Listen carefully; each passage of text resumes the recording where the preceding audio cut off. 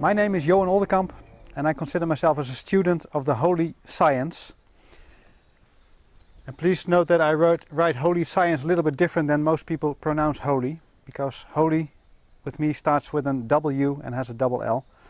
Because holy with only an H-O-L-Y means full of holes, and the stories that the churches are presenting us are indeed full of holes, and the same is true for what the universities are trying to tell us. Stories lack essential parts and they don't even help us to see the bigger picture. So holy science for me is about the whole. The bigger the picture, the more holier it is. And it is of course about science. And science means explaining. What we find at the universities is describing. I call that journalism. Journalism is about describing the world but not explaining. So holy science is about explaining the world, and the simpler the explanation, the better it is. The more powerful it is, the better it is. Welcome, Mark. Some of my books are in English, for instance these two. This is the most recent one. It's about holy science. This one is about understanding nature. You can find them on Pateo.nl, my website, as a free PDF. Okay.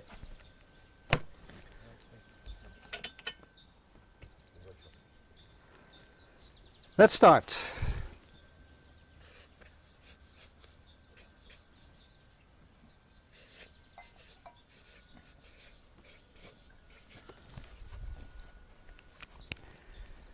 This is what many books explain to us. They say everything in the universe is energy. So all is energy. But is it true? Is this energy or not? There's another paradigm that says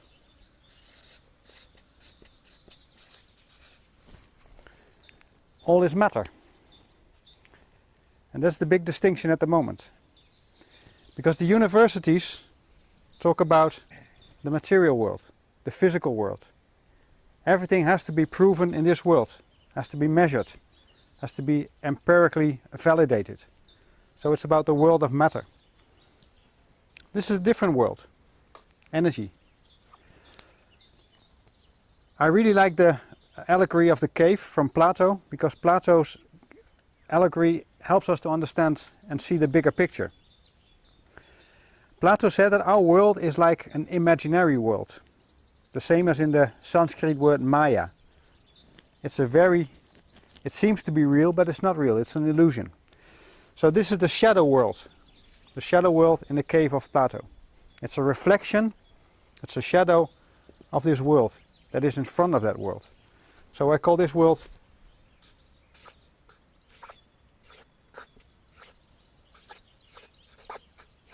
the proto-world.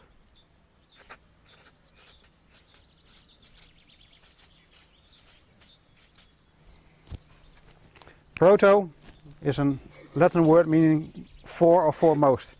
For instance, the word prototype means something that is in front of what we are producing later on.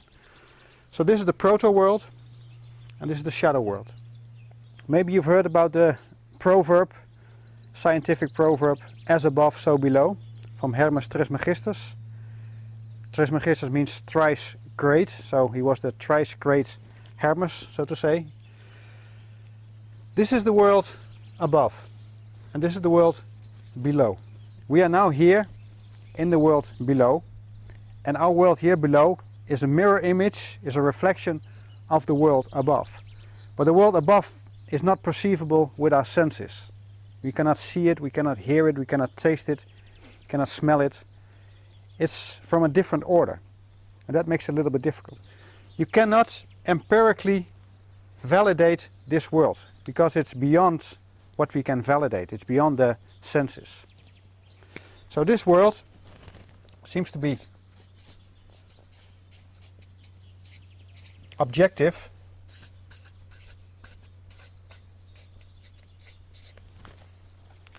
and this world is subjective. And that's a very important difference. The universities do not like this world because there is no solid ground for that world, because it's all based on the perceiver. What quantum physics is showing us now is that at the most elementary level, everything in the whole world is based on the perceiver. If we do an experiment and we expect a photon to be a particle, then the experiment proves that it's a particle. But when we do an experiment to show that it is in fact a wave, then the experiment proves it's a wave. So the way we approach reality is the way it's coming back to us.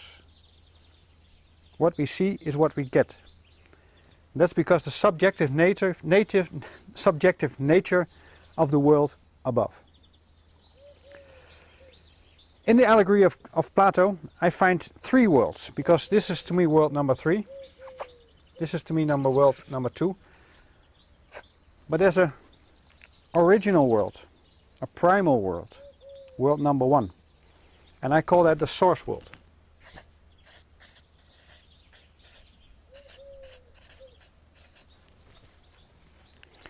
And everything originates from the source. That's what we know from all the ancient scriptures. But what is the source? To me,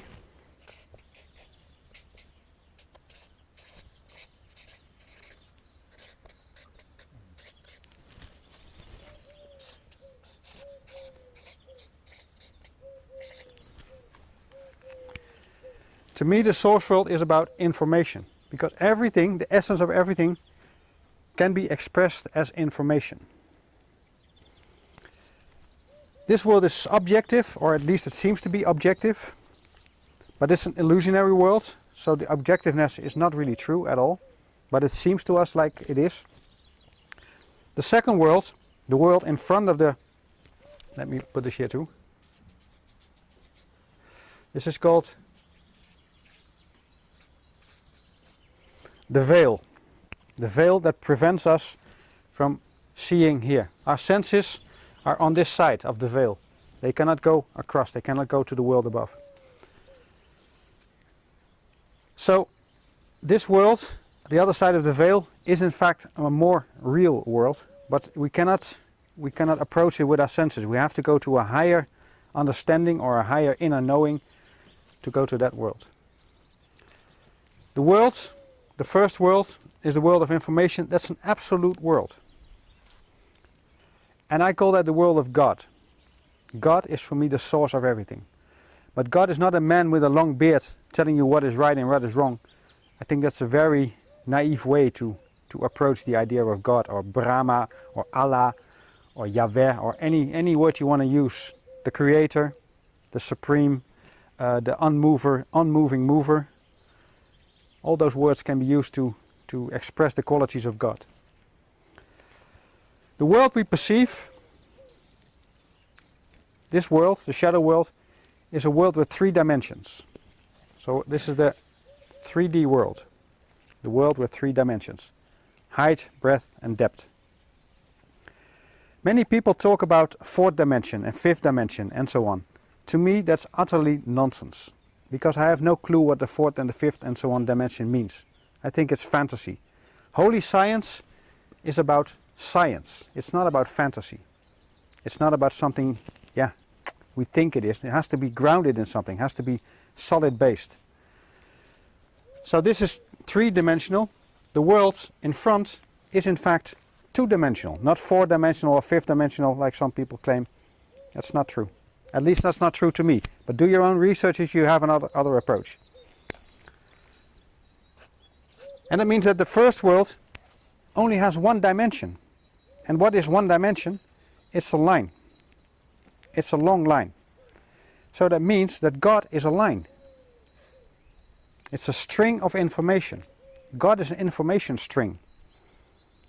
If you see this and you think it is blasphemy, then please do your own research, because I think it's true. But the beautiful thing about God as a 1-dimensional string is that it is coming back to its beginning. God is Ouroboros. It's the snake that bites in his own tail. So God is like this.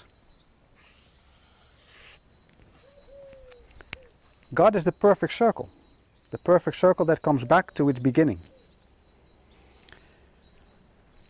The second part of this lecture I will go into deeper on this circle, because everything starts with the circle. When we look at life, how life starts, it starts with one cell, one living cell. And then that cell is split into 2 cells, and in 4, and so on. So it starts with one circle. Everything starts with one circle. That's the basic of life. This is one-dimensional. Now we get 2 dimensions. In fact, this looks 2-dimensional, but it's in fact a line that's coming back, so it's 1 dimension. But now we make it 2-dimensional, and then we get this.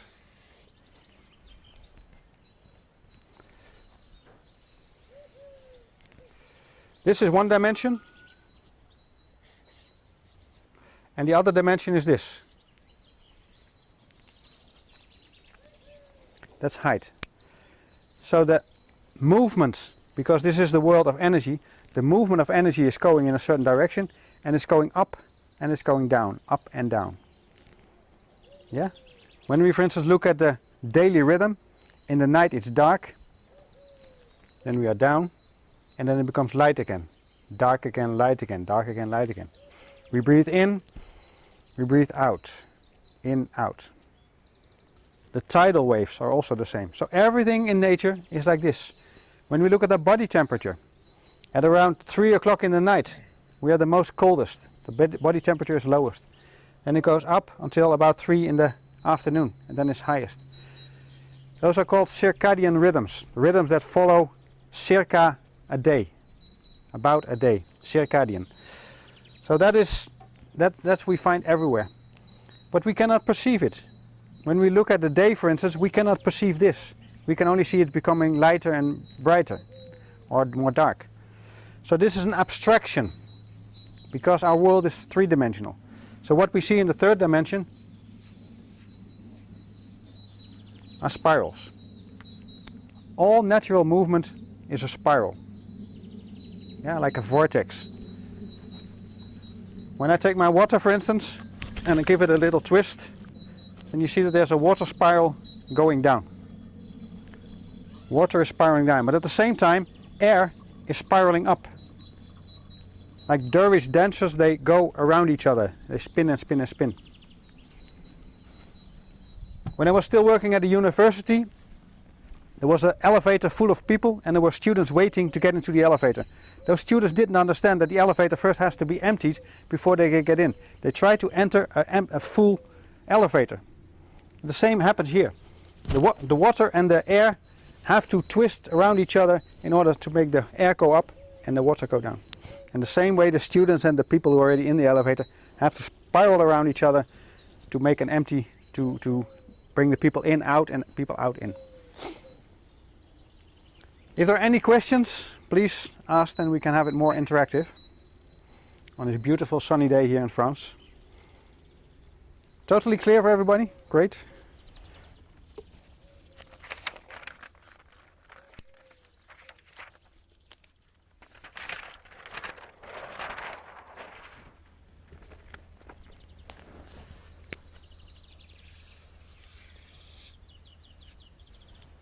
So let us start with God. To me, this is indeed God. But if you write it like this, it seems very clear that this is God.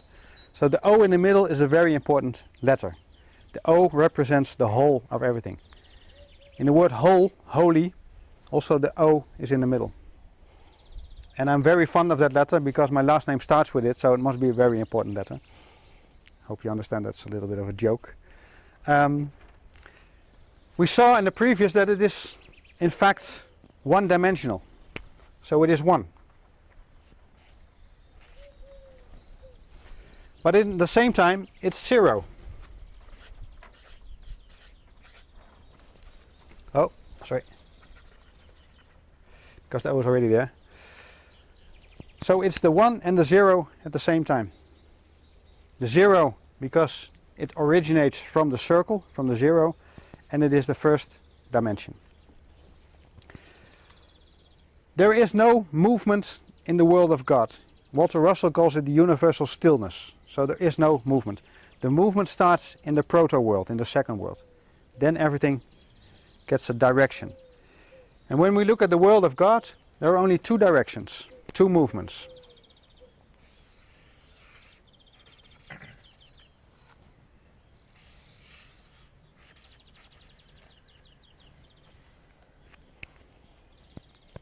we can go either round like this, or we can go around like this. This is clockwise, this is counterclockwise. And that's in fact the essence of everything, because we understand that there are two kinds of spins. Everything has a spin, from subatomic particles to the highest, to clusters of galaxies. Everything has a spin in the whole of universe. And the spin can be either clockwise or counterclockwise. So that's a very basic core concept of everything. This counterclockwise movement here, I call it yin. And the clockwise movement, I call it yang. So this is duality, the basic duality between yin and yang. And it can all be brought back to whether it's going clockwise or counterclockwise. When we understand the movement, then we see that the clockwise movement is going away from us. When we take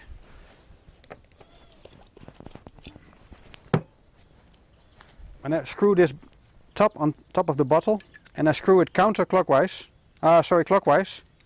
see, you see now a clockwise movement, and it's going on the bottle, so it's going away from you as a perceiver. When I twist it counterclockwise, it's getting loose and it's going away. So that's the basic rule. Also, once you want to uncork a bottle of wine, it's the same movement. So this is going inwards, and this is going outwards. Yin means in, and yang means out. Would have been even more clear if this was yout, then the word would be more easy to understand. But yin is in and yang is out. The in movement is positive, and the out movement is negative. Why is the in movement positive? Because when we look at our bank account, for instance, and money is coming in, then it is positive because we have more money. But when money is going out, after that we have less money, so that's negative. This doesn't mean good, and this doesn't mean bad. Those are labels we can put on it, but it's all about our perception. For instance, when I'm very thirsty and water is coming in, liquid is coming in, then to me then this is very good. But when I have to go to the bathroom very urgently and something is going out, then this becomes good. So it's all a matter of perspective. So thinking that positive is always good and negative is always not good, that's a very limited way of approaching it. For God, there is no such thing as good or bad. Those are labels that we created from our not understanding the whole picture. Everything is good or bad depending on the perspective of the perceiver. That's my thing. So there are two movements, and we can put this whole circle as a wave pattern. Oh, should be more like this. And this is the zero line in between. We can call this part yin, because it's going in, and this part is called yang, because it's going out. Oh, my writing is not that clear, I'm sorry. But there's more to this, because when we look at the zero line, this is called the zero line, then we see that it's from the first part here, it's going away from the zero line until here. So this part is going away, then it goes back to the zero line, then it goes away from the zero line again, and it goes back to the zero line. So instead of seeing only two faces, yin and yang, below the zero line and above the zero line, we can now see four faces. And this face is going away, so that is out. And the triangle pointing upwards is a male symbol. It's a symbol for yang.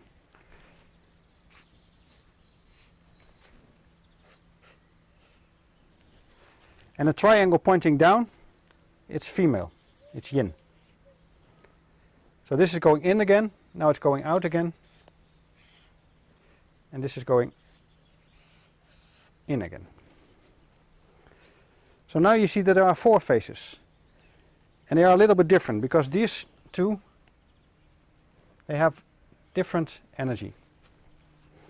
And these are the classic symbols from alchemy, and they correspond to air, water, fire and earth. Those are the 4 basic energies. Some call it elements, but the elements are in fact the elements are in the 3-dimensional world. They are in the shadow world. These are the players, so to say, in the proto world, in the energetic world. So it's all about air, water, fire and earth. Air is 1, water is 2, fire is 3 and earth is 4. When you look at numerology, then you see that 4, the function of 4 is a square. And when you look at the Platonic solids, then the hexahedron, the cube, corresponds to the energy of earth. So earth means 4. Yeah, that's the 4th phase. Fire, when you see all ancient symbols of fire, it's always a triangle pointing upwards. So fire is 3. And the Platonic solids, the tetrahedron, represents fire. Yeah? Square faces, triangle faces. Then we have water, that is corresponding to the icosahedron, has 20 phases and numerologically that's 2. And also I put 2 points at the bottom to make it appear best.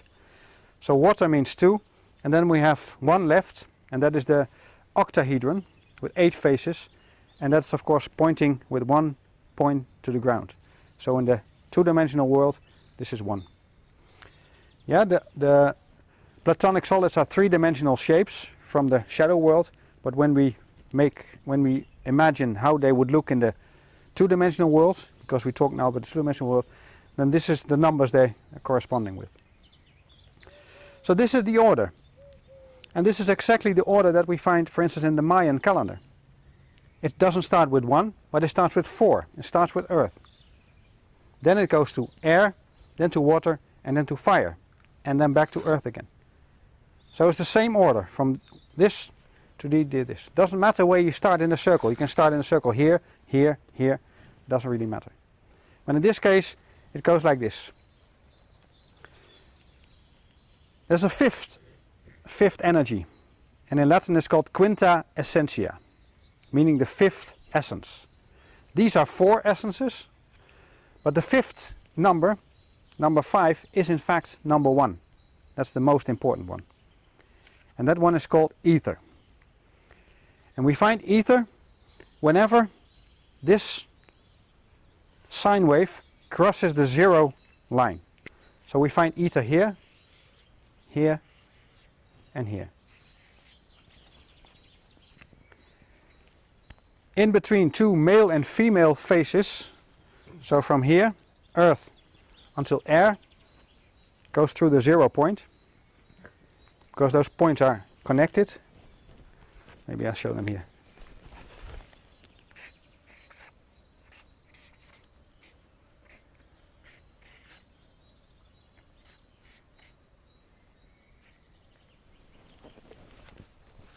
This is earth and this is air. So whenever it goes from earth to air, we find a 0 point in the middle.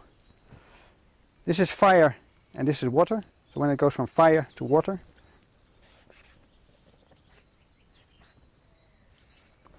find another 0 point in the middle. And what does a 0 point represent? The ether. It represents the world of God. Some people say that energy, because we talk about life energies can also be called chi, ki, prana, frill, organ, or even other words as well. But ether is not in that group, because ether is not chi or ki or prana or frill. Ether is the substance in which chi, ki, prana or frill can move, can flow. Because these are always flowing. Heraclitus, another famous Greek, said, Panta rei. It means everything flows.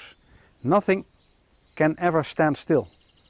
It may appear to be standing still in the three-dimensional world, but when we look closer, then we see that it's always moving. There's always change. Heraclitus said you can never step in the same river twice, because the moment you step in for the second time, it's a different river.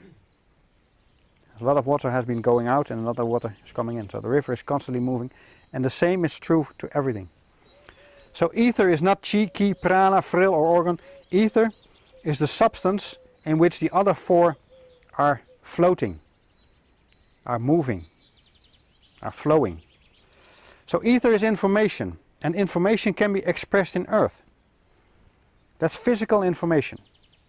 When we write it down in a book, or we write it down in sand, or in a clay tablet, or we make a painting on the wall, that's all physical storage of information. So that's earth.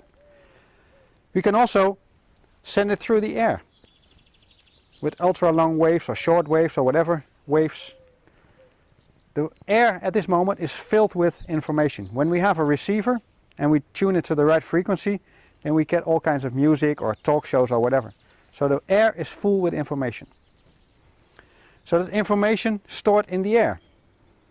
This is very sustainable because there are still paintings from thousands and thousands of years ago that we can still read.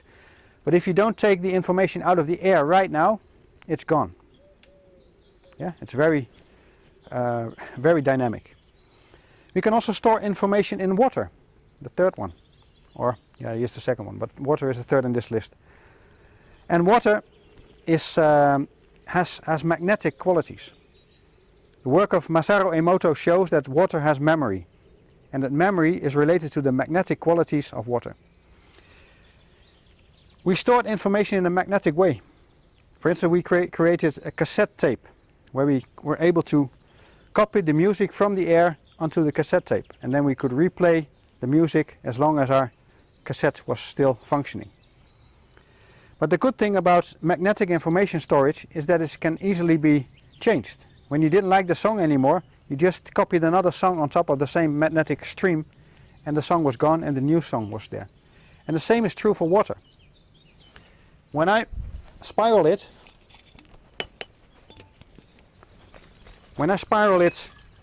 seen from the 0 point in a counterclockwise direction, like this, then I'm removing all the information that was stored in the water. What I'm doing now is removing information. I make it blank, so to say. That's what I do it when I rotate it in the male way. Now I rotate it in the female way, the other way around. And now I can put any information here, like gratitude or love, anything. Now I put this kind of information in this water, and the moment I drink this water filled with the information of love or gratitude, then my body comes full with love and gratitude, because all the water in our body, about 70%, communicates with this water. It's like you have a party at home and there's somebody coming with a really bad temper, really bad humor, and he's spoiling the whole party because he's really negative. That's what you drink when you have this water. But when the party is totally boring and somebody comes in with a really good vibe, with high quality energy, then suddenly the party becomes alive too. That is the quality of water. That is the containment of the information, so to say. So that's information stored in a waterway. Very important to understand that. Magnetic qualities.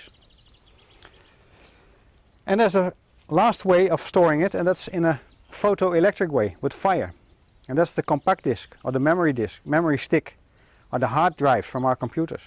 That's all using fire to store information.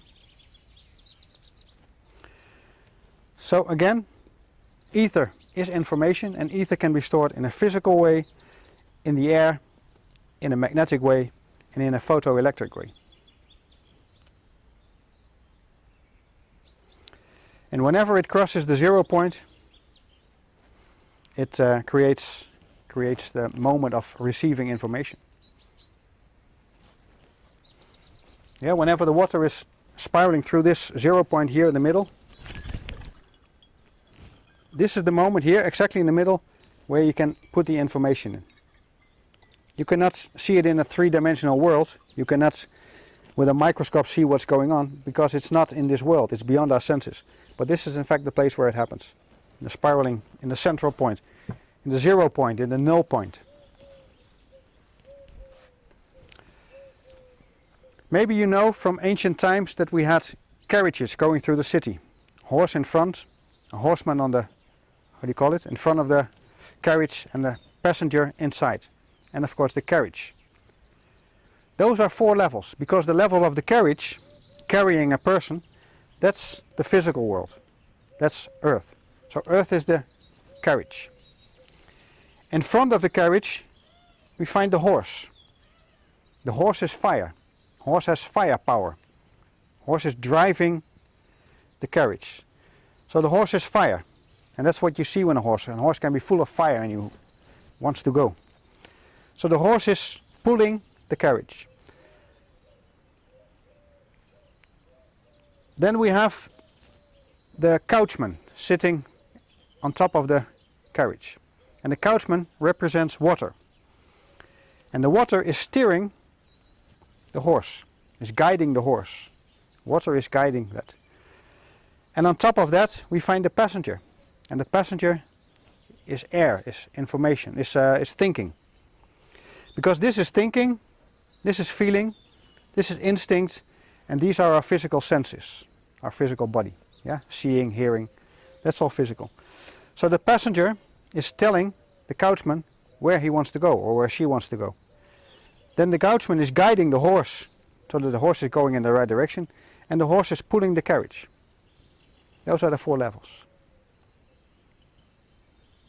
Can you see the picture in front of you? So that means that air is steering water, water is steering fire, fire is steering earth. That's the layer. And that's a different ordering than in the Mayan calendar, because the Mayan calendar goes 4, 1, 2, 3, but now we saw 4, 3, 2, 1. So the Mayan calendar, you can say, is a movement with the energies like this. It's a counterclockwise movement, it's a yang movement, but this movement we now see is a yin movement. It's going the other way around, 4, 3, 2, 1, instead of 4, 1, 2, 3. Hope it's not too abstract that everybody can still follow me a little bit. I'm fond of numbers because numbers to me are the language of God. So if you understand the numbers, then you understand the language of God, and then the whole of reality becomes meaningful.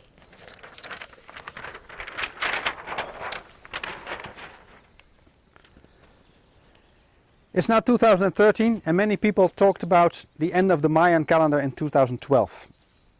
But the end of the Mayan calendar, that calendar they talked about, was only one calendar, was this calendar. Because when you look at the temple of Kukulkan in Chichen Itza, in the Yucatan, east of Mexico, then you find that that temple has exactly 9 levels. These are the 9 levels.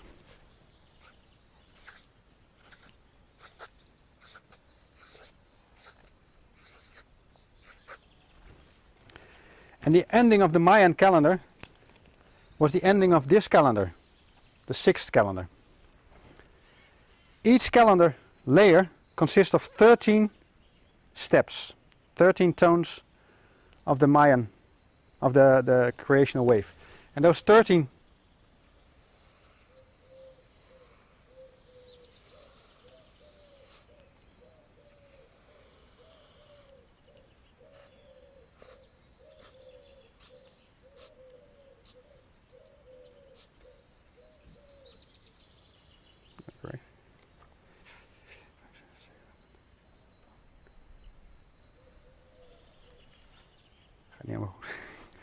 they are like this. Let me see. 1, 2, 3, 4, 5, 6, 7, 8, 9, 10, 11, 12, 13. Sorry? 14. Ja, dat gaat niet helemaal goed, hè? They are a bit like this. No, it's correct. It's correct. How do we do it?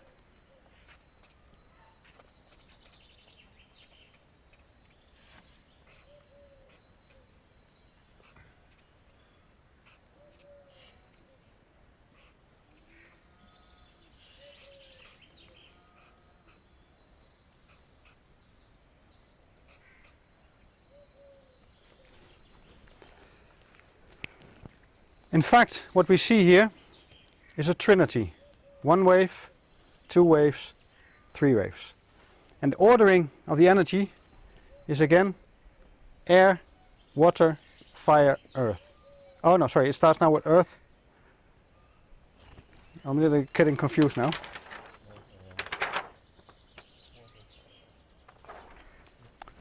I'm making a mistake somewhere, but it doesn't really matter. For the idea, there are 3 full waves.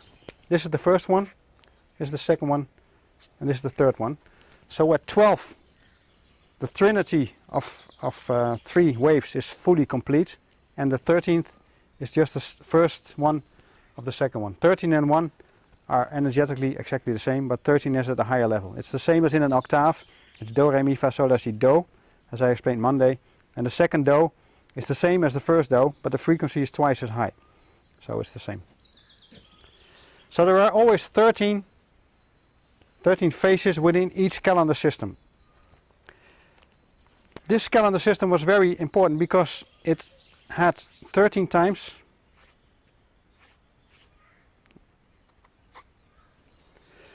144,000 days, natural days. And when you count these days times 13, you get a period of roughly 5,125 years. So the big question was, when did this calendar system start?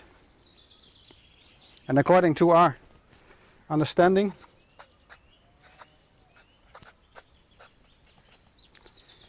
it started 3,114 years before our common era. And when you add up then 13 times 144 days, then you end up in 2012. So that was the big fuss about, because this layer ends at 2012. But not only this layer ends at 2012, all the layers end at the same time. They're all counting backwards to a point 0 in time. And when that point 0 in time was, there was a little bit debate about it. Most people talked about December 21, or some said December 23, 2012. Carl Kalleman, a scientist who inspired me a lot, talked about October 28, 2011. But I came up finally, after doing my own research,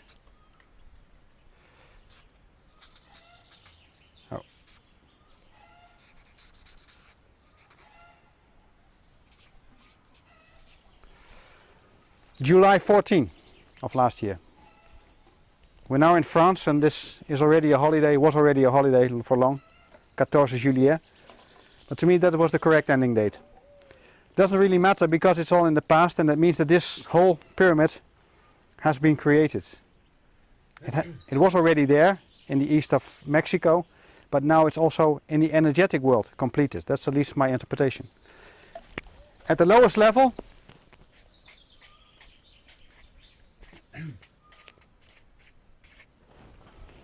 we find existence, and everything that exists belongs to this pyramid. In my work I show that this pyramid can be explained in at least 3 different ways. In a historical way, showing what has happened on this planet, put it in a timeline and match it with the 9 layers, and then make sure that every occurrence, every event is at the right place, and then you see that this actually helps us to explain why everything came into existence. The second one is the psychological one. It's about consciousness, because I see that there are 9 levels of consciousness, and each human being can be at this lowest level, but can also reach the highest level, depending on your own development. And there is also a third one, and that's the physiological way. We can look at our physiological body, and we can see those 9 levels. And what I will do now is present to you these 9 levels and explain a little bit about the history. But if you want to know more about it, then go to Pateo.nl. There you find a lot of video presentations where I show all the events that happened in the past according to this rhythm. So I focus now on the physiological part and on the psychological part. And I take a little bit of water because the sun is shining good.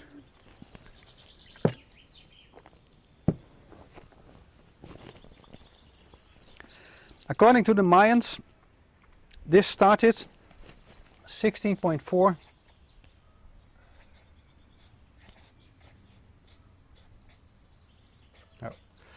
billion years ago. 16.4 billion years. Excuse me.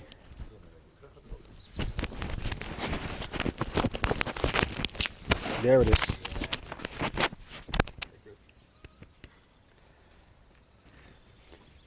And each day and night in this period lasts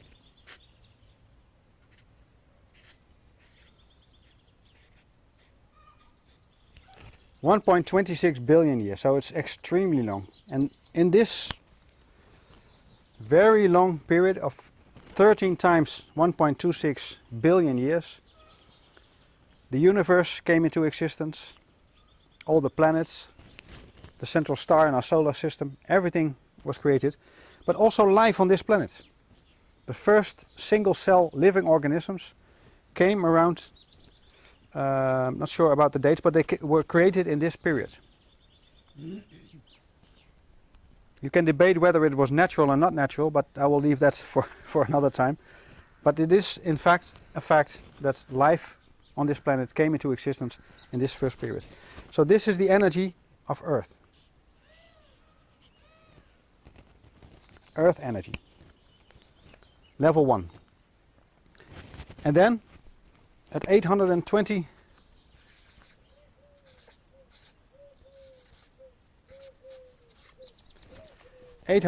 million years ago, then the second layer started to be created. And that's the layer of instinct. Everything that lives from a single cell organism has at least level 1. So this is cellular level. That's also in our physical body. We have about 50 trillion single cells in our body. 50 trillion. That's 7 billion times 7 billion. That's a huge amount. When every single human being represents the whole humanity, that's the amount we have in our body. 7 billion times 7 billion. That's our physical body. So we all have a cellular life, because this is cellular life. On top of that, we have instinct life. And all animals have that. All animals have instinct. We too. We also have instinct. When we, for instance, enter a car, then we start to do all kinds of things with our instinct. When we are stressed or whatever, then we go with our consciousness to this level. And when we put our head under the water for, let's say, 3 minutes, 4 minutes, then you can even be here with your consciousness, but at that moment, the only thing you're really interested in is O2, oxygen. Because without oxygen you will die. And none of your cells wants to die. They need oxygen to stay alive.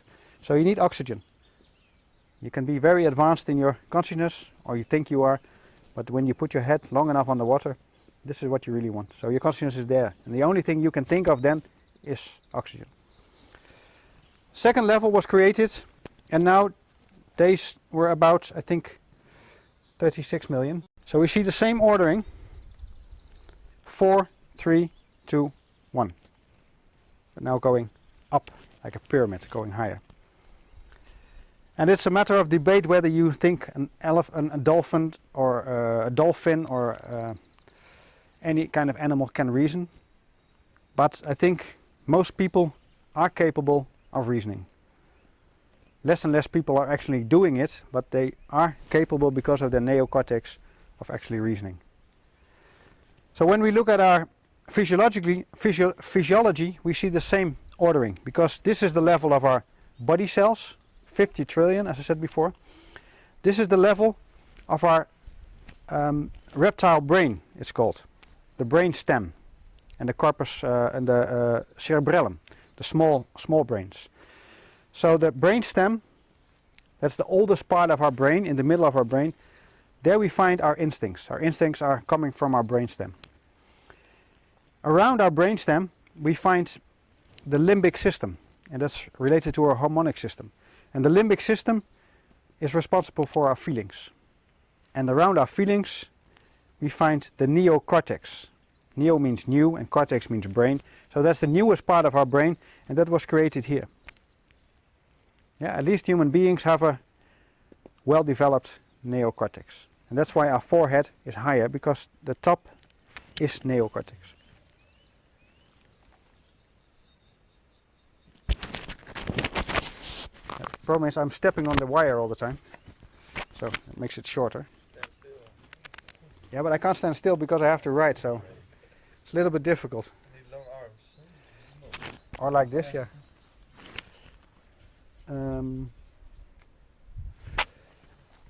So there are many questions here. First of all, where did the first single cell organisms came from? We don't have any answer. Second question, the Cambrian explosion happened here. Where did it come from? Where did all the life form come from? Where did all the plants, all the animals come from? We have no idea. Some people still believe in the Darwinian evolution theory. Well, that's not science. That's pure science fiction. It has nothing to do with science. There's no explanation how a single cell can evolve into an insect. There are no species in between found ever. So a species can never ever develop into another species. If you believe that, then you can believe all kinds of other nonsense, because it's not true.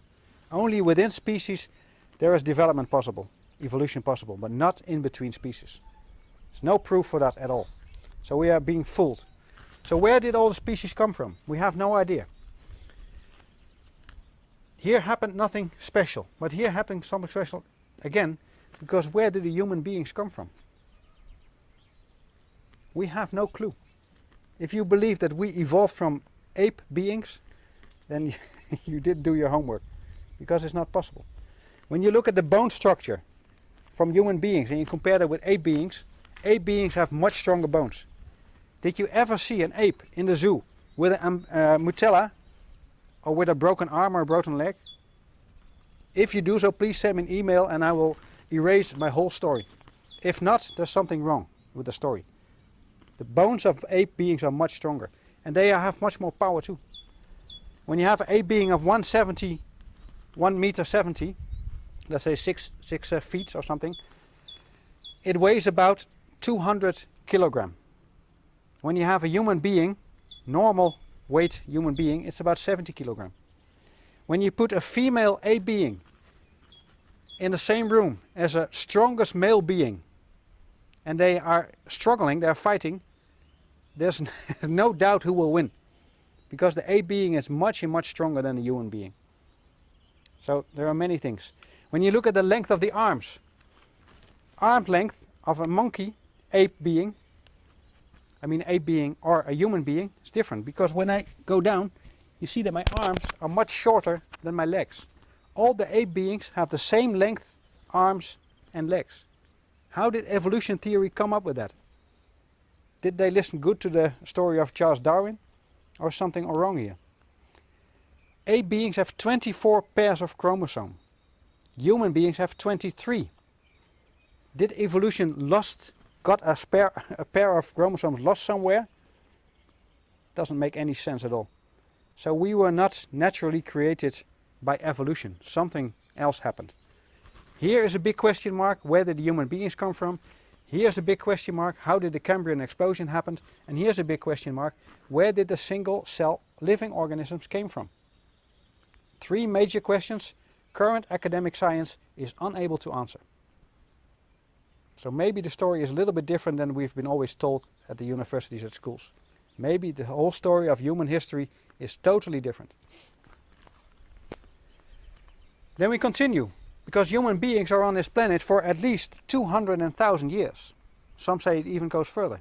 But let's say it's 200,000 years, because that's what the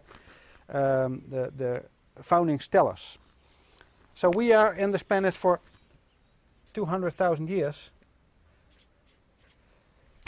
And the last 100,000 years of that, we created cultures. Because cultures are based on values. A value is the core, is the foundation of a culture. And the cultures we created in this period, there is no hard evidence for that. Because all the libraries from ancient times were burnt. And a lot of very important books were hidden.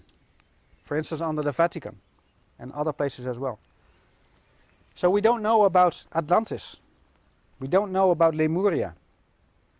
But I think those were the first human cultures on this planet. and they happen in this period.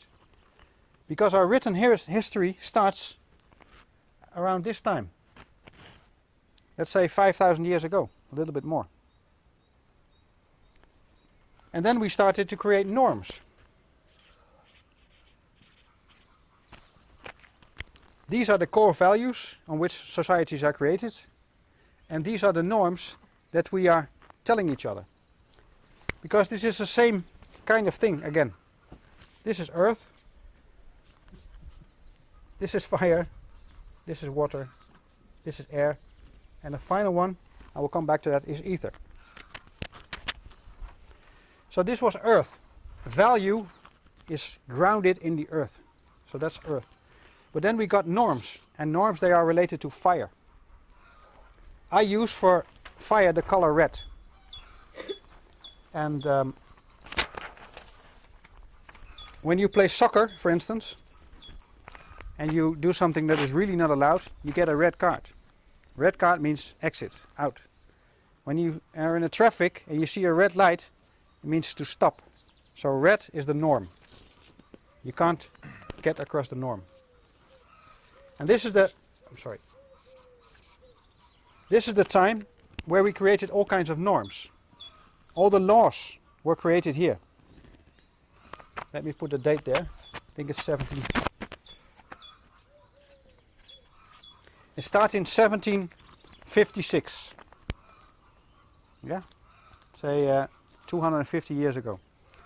And we started to create all kinds of laws. Oh, sorry, that's the next one. Here. Confusing things. The norms were created from 5,000 years ago. Yeah, we started to write things down in hieroglyphics or in cuneiform in Sumeria, and those were the norms. All the religions were created here, all the states were created here. This is the norm, this is the law. You can also say the law. And we got a group of people who wanted to be above the law. They organized themselves in such a way that they were able to actually be above the law.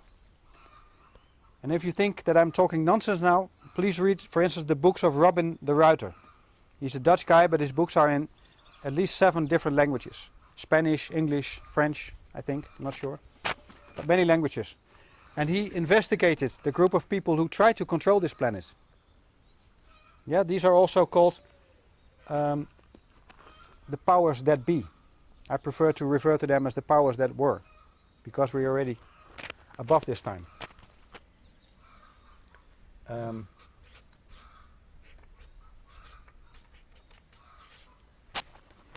But this is the layer where power was created. Power above the law.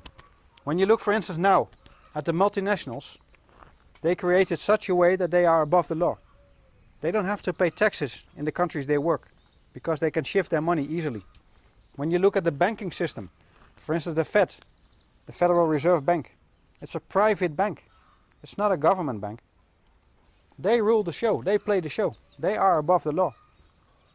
The big banks and the multinationals, they are in control. And the puppets we see in the governments, they have to do what the power wants them to do. And if not, they'll be replaced. Or they get an accident.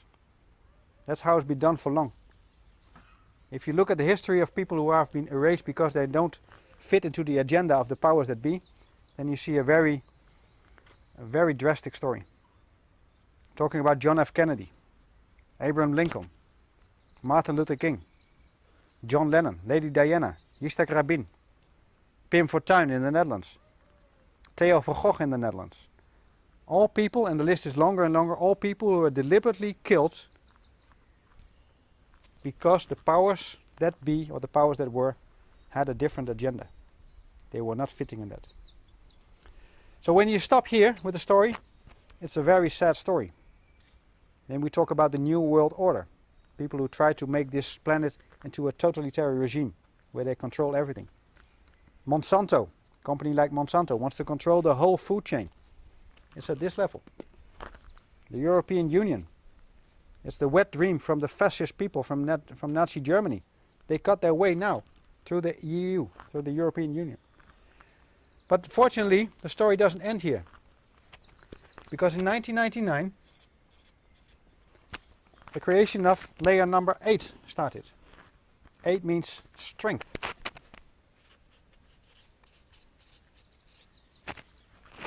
Maybe you remember what happened in Beijing.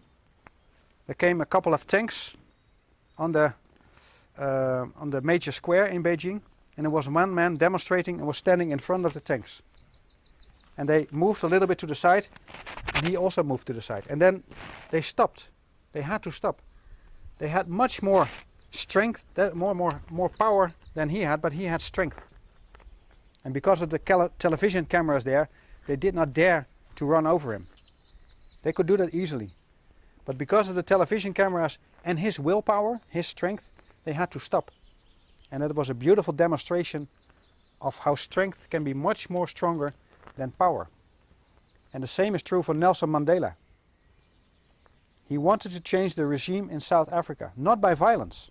Mahatma Gandhi didn't use violence either, and many other people as well. They show that strength is stronger than power. If we want to beat the powers that be, the elite, the Monsantos, the Shells, the Exxons, the Dow Chemicals, and go on and go on, the pharmaceutical industry, the military industrial complex, the banking industry, did I say the pharmaceutical already? The food industry, the war industry, also. When we want to defeat them, we cannot fight them at their own level. We need to first raise our consciousness to the level of strength, and then we can make a difference. But it is always non-violence. It's peaceful. It's coming from within. It's not forcing ourselves outside. So that's the beauty. There's something higher than power, if we raise ourselves to a higher level of consciousness. And then in 2011, we created the highest level.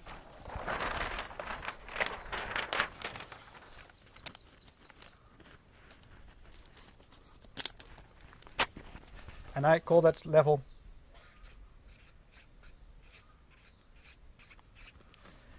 the level of wholeness. Some refer to this as the level of oneness. That's a different name. But to me, oneness seems that we all are one and the same. And I don't think that's true. We are all different, we're all unique, but together we are whole. We are a full circle, so to say. And we're all different parts of that same circle. So I prefer the word wholeness to oneness. And of course, wholeness is also a reference to holy science, because it's the science of wholeness, how everything is whole by itself. So I said this is the level of the individual cells in our body. This is the level of our brainstem. This is the level of our limbic system. This is the level of our neocortex. But then we have two hemispheres. The right hemisphere is the hemisphere of the values. And the left hemisphere is the hemisphere of the norms. I mostly say with the right hemisphere we see the forest, and with the left we see the trees. But if you focus too much on the trees, you can't see the forest anymore. Our school system is only about level number 6, about the norms. Hardly anyone knows the whole picture, the bigger picture. And that is because the powers that be created through divide and conquer everything into small pieces. When you're now a university professor, you only have this piece of field you can study. And if you study a different field, then you get into trouble with the professors of that field. Divide and conquer. In universities, in medicine, everywhere. Everything has been divided into little pieces, and that's why they could be conquered by the powers that be. So instead of divide and conquer, I think we should connect and heal. That's the adagium of this. Connect ourselves and heal ourselves. So this is the right side of the brain, and this is the left side of the brain. This is the ego. The power at personal level is the ego. We all have our own ego system. And our ego system is on top of the left brain. So the left brain is guided by the ego. And that's why our ego is very sensitive to logic, to arguments, because it's all left brain stuff. The ego is not really interested in all the holistic stories. I think that's a bunch of crap. It's nonsense. Ego doesn't care. But the higher level than the ego, and that's our intuition. And our intuition is more related to level number 5. It's on top, you could say, on our right hemisphere. So our intuition is much more connected to the holistic ideas of the right side of the brain. And of course, on top of both, we find our true being. To me, this is earth, means perceiving. This is fire, means doing. This is water, means feeling. This is air, means thinking. And the circle, to me, means being.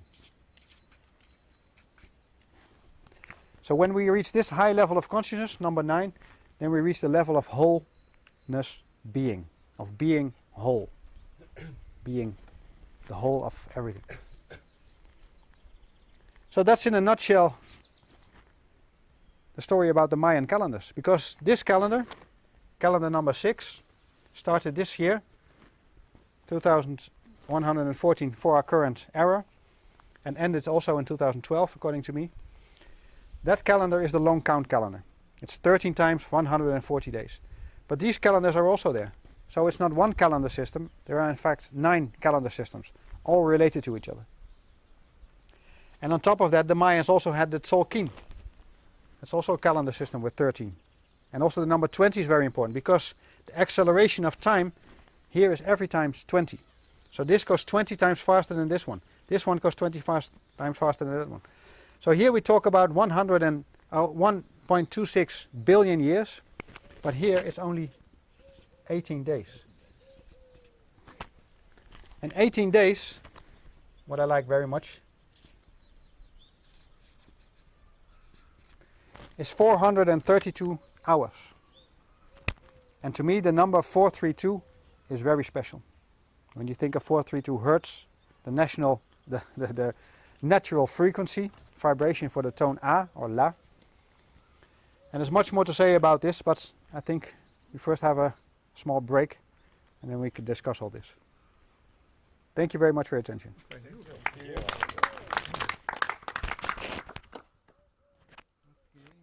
Goed voorstel. Het hier even.